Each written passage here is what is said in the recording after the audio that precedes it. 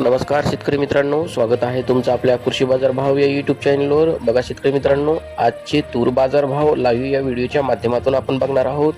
तत्पूर्वी आपण चॅनलवर नवीन असाल व दररोजचे बाजारभाव अपडेट आपल्याला हवे असतील तर या चॅनलला सबस्क्राईब करा आणि या व्हिडिओला नक्की लाईक करा. चला तर व्हिडिओला सुरुवात करूया.